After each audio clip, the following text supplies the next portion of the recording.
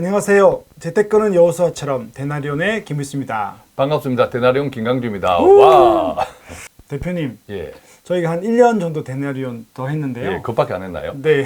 근데 1일이 여삼추야. 저희가 동영상이 70개가 넘더라고요. 예. 정말 열심히 했는데 어쨌든 ETF도 많이 해드렸거든요. 예. 그때 뭐 우리가 스파이나 그렇죠. 그다음에 예. QQQ, 예. 나스닥에 있는 거 이런 거 했는데 요즘 되게 빅테크 쪽이 안 좋잖아요. 또 이제 우리가 살다 보면 예. 이렇게 금리가 올라가거나 예. 조금 위험할 때 시장이 잠깐 안 좋을 때 예. 특히 금리 인상기에 좀 예. 좋은 ETF가 있을까요? 맞습니다. 경제가 순환한다는 것은 금리가 순환하는 거하고 그렇죠. 동일한 네. 이야기죠. 그죠?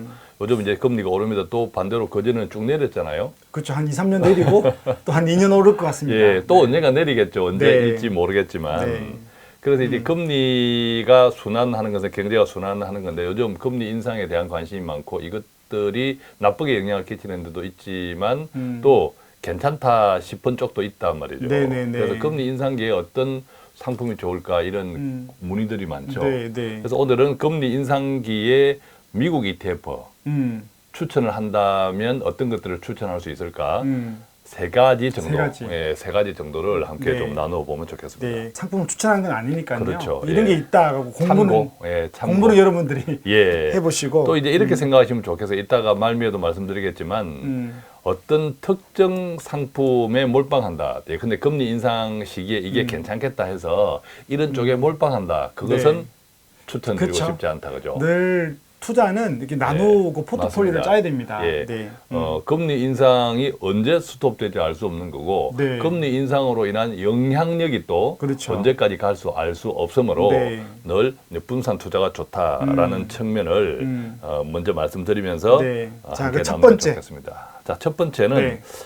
금리 인상에는 일반적으로 금융주가 좋다라고 알려져 있죠. 그렇죠. 네네. 그죠? 아무래도 이제 예금 금리는 돈, 더 많이 주겠지만 네. 또 대출 금리, 대출 장사잖아요. 그것 때문에 은행이 돈 그렇죠. 벌죠. 그래서 네. 금리가 저금리 때는 이 예대 마진 폭도 갭도 작아요. 맞습니다. 그런데 금리가 인상이 되면 네. 예대 마진 폭도 그만큼 조금 더 커지는 경향이 있기 때문에 네네네. 금리 인상기에는 일반적으로 금융주가 좋다. 그런데 아이러니한 것은 올해 들어서 미국 금융주들도 엄청 많이 빠졌어요. 아, 그런 것 같습니다. JP 모건 같은 경우도 40%는 네. 빠졌어요. 부하도 좀 빠졌죠. 그렇죠. 네. 올해 이제 고점과 저점 대비 보면 그래서 아까 말씀드린 대로 금리 인상기 이런 것들이 좋다 해서 항상 그것이 절대적인 것은 아니다. 네. 이런 것들을 좀 미리 참고하시면 좋겠고. 네. 자, 금리 인상기에는 일반적으로 해서 금융주가 좋다라고 할 때 특정한 금융 주식보다 예컨대 은행주 뭐 네. 이렇게 미국의 이런 것보다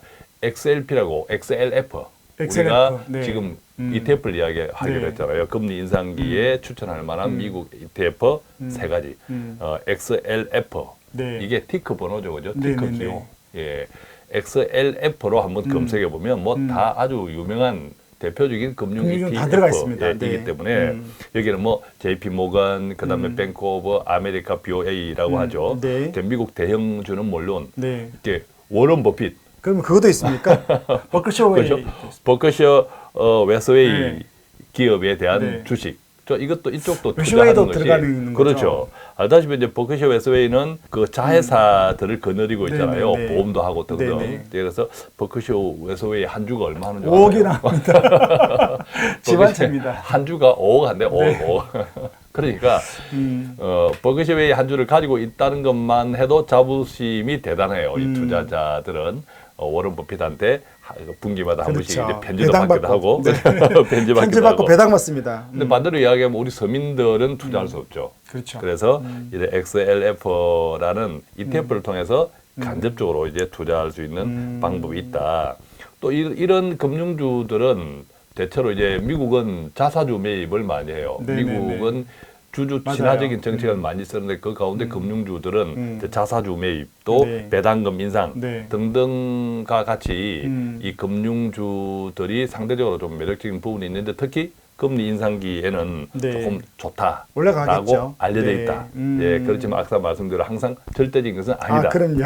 그래서 첫 번째는 네. XLF LF라는 F에 ETF가 관심을 좀 있으니까 가져보시다. 한번 찾아보십시오. 야, 좀 두 번째.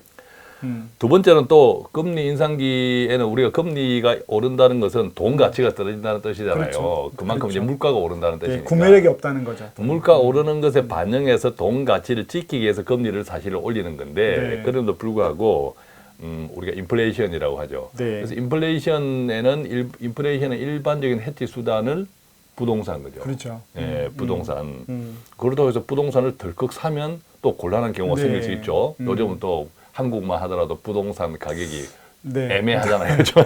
지금 자, 그런데 부동산을 실제 구매하는 것이 아니라 이 리처 상품이라는 거 있어요. 네. 우리가 좋아하는 건물주 개념.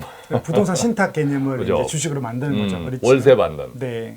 또 월세 받는 이런 ETF들이 바로 이제 리처 ETF인데, 그래서 금리 인상기에는 부동산에 투자하는 리처 자산이 좋다. 물론 리처 자산도 그 부동산도 보면 금리가 오르면 비용도 금융 비용도 많이 발생하잖아요. 그렇죠. 그런데 그것을 해치할 수 있는 거죠. 월세를 네. 올림으로써. 그렇죠. 그래서 우리나라도 그런 이야기들이 많이 나오죠. 집을 가진 임대인들은 월세를 올리는 걸로 이런 그렇죠. 식의 해치를 네, 한다. 맞습니다. 마찬가지입니다. 그래서 금리 인상기에는 일반적으로 음. 월세 이런 부동산을 활용한 소득이 증가할 수 있다. 마치 네. 은행과 같은 개념으로 비용은 늘지만 그 비용을 다 월세에 증가할 수 있다. 이래서 리처 자산들을 많이 찾는데 자, 그러면 리츠는 저도 이제 부동산 신탁에 리츠를 하는데 이거 개별 물건들이 많거든요. 예. 오늘 ETF니까 예. 그럼 리츠를 모아놓은 또 ETF가 그렇습니다. 있을 것 같은데. 이 개별 리처들은 주식과 같죠. 네, 네. 이 주식과 같은 개별 리처들을 모아놓은 네. 간접 투자 ETF가 있다. 여러 가지 ETF가 있지만 그 중에 이제 우리가 오늘 한번 공부해 보시라고 할 것은 티커 기호가 SCHH. 그러니까 SCHH라고 그렇죠. 하고요. SCHH. 네, 그러니까 SCHH. HH가 두 번입니다. 그죠? 네. 해치가 두 번. 그래서 SCHH라고 보통 이야기를 많이 예, 합니다. 예. 그래서 요걸 한번 찾아보셔서 음. 또 요 금리 상승기에 이런 게 있구나. 그리고 예. 저는 좋은 게 우리가 투자를 안 하더라도 뭐 예. 사실은 오늘 데나리온 듣고 다 하는 건 아니거든요. 예. 그래도 이게 투자 공부가 되는 거죠. 그렇죠. 아, 금리 예. 인상기에는 리츠 SCHH가 있네. 그리고 이번에 넘어가는 거죠. 그리고 예. 살아가다가 또 한 5년, 10년 뒤에 이런 게 왔을 때 내가 여윳돈이 있으면 예. 또 해볼 수 있네요. 네. 자, 두 번째가 그 리츠. ETF 중에 리츠에 투자하는 SCHH가 있다. WH가 있다. 예. 자, 그러면 이제 세 번째. 세 번째는 이것은 뭐 많은 분들이 알 거예요. 물가 연동 채권이 있어요. 네, 네. 주로 모르는 사람들 많습니다. 한국 정부에서도 모든 각국 정부에서는 물가 연동채를 많이 국채로 그렇죠. 발행하죠. 네네네. 물가 연동이니까 어떤 단어에서 연동이 되죠, 그죠? 네네네. 물가가 오르는 것만큼 금리를 더 주겠다 올려준다. 네네. 하는 것이 물가 연동 국채인데 네. 당연히 이제 금리 인상기에는 좋겠죠, 그죠? 물가 네. 연동 국채. 일반적으로는 ETF로는 가장 대형 네. 물가 연동 국채 물가 연동 채권을 따지면 TIP, TB 있고. 그죠? 예, TIP 그다음에 SCHP. 네, 아까는 SCHH인데 여기는 SCHP로. 역시 우리 센터장님 발음이 저보다 더 훨씬 훌륭한 거죠. 네. 자, 영어에 대한 발음 우리 센터장님께 고정해 주시고. 그러니까 이 두 가지를 통해서 우리가 ETF를 구매할 수 있는 그렇습니다. 거죠. 그런데 여기에 이제 꼭 기억하셔야 될 것은 물가 연동 국채는 물가가 오르면 뭐 이자는 더 주지만 네. 기본적으로 채권이라는 거죠. 네네네. 본질은 채권이기 때문에 이 금리가 오를 때 채권 가격, 그러니까 채권 수익률이 나쁠 수가 있어요. 떨어질 수 있죠, 그죠? 오히려. 이것들도 잘 참고하셔서 네. 자, 이렇게 우리가 이야기 드리면서 우리도 느끼지만 참 투자가 만만치 않아요, 그죠? 이거 생각하면 어렵습니다. 네. 저것도 고려해야 네, 되고. 네. 자, 그러면 예. 이 세 가지 ETF를 일단은 소개를 했죠. 예. 금리 인상기의 세 가지를 소개했는데 항상 투자는 좋은 것도 있지만 예. 저는 특히 우리 데나리오는 크리스찬들이기 때문에 주의할 점을 좀 봐야 될 것 같아요. 예, 그래서 맞아요. 예. 주의할 점 몇 가지를 오늘 좀 다시 그렇습니다. 이야기해 주십시오. 투자는 늘 만만치 않다. 아까도 네. 말씀드렸듯이 우선은 저희가 미국 ETF를 추천하는 이유는 조금 한번 생각해 보셔야 되는데 왜냐하면 이게 거래량이 중요하거든요. 네, 네. 거래량이 중요하고 또 장기 투자 관점에서는 조금 이제 큰 시장이 좋겠다. 요즘 맞아요. 또 미국 시장이라고 해서 한국 시장하고 달리 생각하는 분들이 거의 없잖아요, 그죠? 커플링해서 같이 그죠? 하는 예, 예. 그렇기 때문에 미국 ETF를 추천했다. 네. 이렇게 말씀드리고 네. 어쨌든 이 같은 금리 인상기의 상품들은 보수적으로 접근하는 게 좋겠다. 주의할 점 그렇죠. 첫 번째. 그러니까 너무 기대 수익을 뭐 애플이나 이런 기술주, 성장주 이런 수익률처럼 테크 수익률처럼 그렇죠. 크게 잡으면 안 된다. 네. 그래서 보수적으로 접근, 수익률 기대치는 한 3%에서 한 5% 정도 예, 보수적으로 접근하는 것이 좋겠다. 그것이 첫 번째이고요. 네. 두 번째는요? 두 번째는 마찬가지로 아까 우리가 물가 연동 국채 리처도 최근에 많이 올랐어요. 그죠? 네. 이제 그런 것처럼 가격 변동성이 있습니다. 가격 변동이 있기 때문에 장기 투자 관점에서 접근을 해야 된다. 장기 투자 관점에서 길게 보고 네. 접근을 해야 돼. 오늘 투자했는데 공부해서 오늘 내가 듣는 분들이 확신을 가지고 오늘 투자했단 말이에요. 근데 내일 떨어져 있을 수도 있습니다. 그래서 그렇죠. 좀 길게 보셔야 된다. 이것이 이제 두 번째입니다. 네. 그럼 세 번째. 세 번째는 그래서 마찬가지로 이제 두 번째랑 연관되는 건데 장기적으로 배당 수익. 자, 그렇죠. 이런 1번, 네. 2번, 3번들은 배당 수익이 있단 말이죠. 네, 그래서 맞습니다. 배당 수익을 쌓아간다는 측면에서 접근하면 원보는 항상 변동을 해요. 그쵸. 변동을 하는데 배당은 따박따박. 네. 근데 그렇게 생각하면 상가 건물 하나 사놨다. 네. 그죠? 근데 상가 건물이 상권, 주변의 상권 변화에 따라서 오르내릴 수 있잖아요.